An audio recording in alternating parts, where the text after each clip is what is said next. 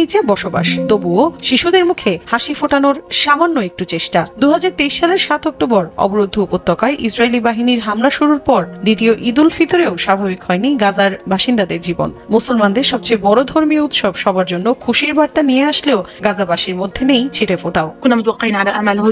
আমরা চাই খুব দ্রুত এই দুঃস্বপ্নের অবসান হোক এবং যুদ্ধবিরতি আসুক। আমাদের বাচ্চারা নির্ভয়ে ঘুমাতে পারে না, ঈদের দিনও তারা ভয়ে বাইরে গিয়ে খেলতে পারে না। ইসরায়েলিদের হামলা থেকে বাঁচতে ঘরে থাকতে চায় তারা। আজকে বাংলাদেশে রাতের আকাশে চাঁদ দেখা গেছে, তার মানে পরের দিন ঈদ এবং আমাদের বাংলাদেশিদের জন্য ঈদের আনন্দ বয়ে আসতেছে। কিন্তু অন্যদিকে গাজা এবং ইসরায়েলের বিষয়টা তো আপনারা সবাই জানেন। তো গাজার মানুষরা কিভাবে জীবনযাপন করতেছে এবং তাদেরও তো ঈদ আসছে, কিন্তু আগের মতন আর আনন্দটা আসতে পারে না। গাজার মানুষ আজকে ঈদের নামাজ পড়ছে, কিন্তু তাদের এই ঈদটা যেন আমাদের মতন হচ্ছে না। তাদের এই ঈদটা যেন খুবই ভয়ভীতির সাথে কাটতে হচ্ছে।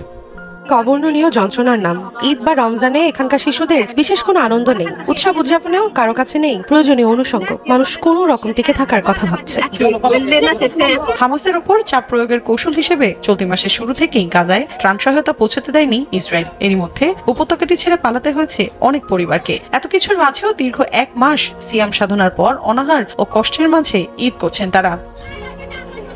ঈদের আনন্দটা সবার জন্য আসলো, গাজাবাসীদের জন্য মনে হয় ঈদের আনন্দটা আর আসে নাই। এবারও ঈদের আনন্দটা তাদের মাটি হয়ে গেছে। বাচ্চারা ডরও বার হয় না যে নামাজ, চারপাশে যুদ্ধের ক্ষতচিহ্ন, ধ্বংসপ্রাপ্ত ঘরবাড়ি, হারানো স্বজনদের স্মৃতি, সবকিছু মিলিয়ে এক বেদনাবিধুর পরিবেশ। তবুও এই শোকাগ্রস্ত সময়ে কঠিন বাস্তবতার মাঝেও ঈদের আনন্দ খুঁজে নেয়ার চেষ্টা করছেন ফিলিস্তিনি মুসলমানরা। বিশ্বজুড়ে দেশে দেশে যখন চলছে ঈদ উৎসবের সমারোহ, তখন পুরনো দিনের ঈদের কথা মনে করে দীর্ঘশ্বাস ফেলেন গাজার বাসিন্দারা। অবরুদ্ধ উপত্যকার প্রাণকেন্দ্রে একটি আশ্রয় শিবিরে অস্থায়ী দোকানে কাজ করে ফিলিস্তিনি শিশু আবু আইশা।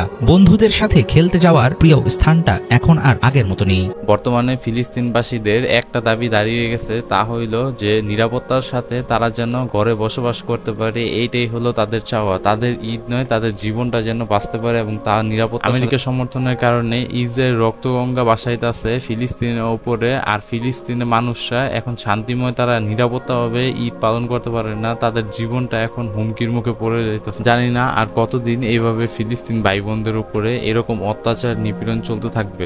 তার মতো গাজার শিশুদের কাছ থেকে যেন ছিনিয়ে নেওয়া হয়েছে ঈদের আনন্দ। আমরা এখন গাজা শহরের সিটি স্কোয়ার এলাকায় থাকি। যুদ্ধের আগে এখানে খেলতে আসতাম। ঈদের সময় অনেক দোকানপাট বসতো, আমরা পোশাক কিনতে আসতাম। কিন্তু ট্যাঙ্ক ও ক্ষেপণাস্ত্রের আঘাতে জায়গাটি এখন ধ্বংস হয়ে গেছে। রয়ে গেছে বিশাল গর্ত। পুরো স্কোয়ারটি যুদ্ধের ধ্বংসাবশেষে পরিণত হয়েছে, ধ্বংসস্তূপে পরিণত হয়।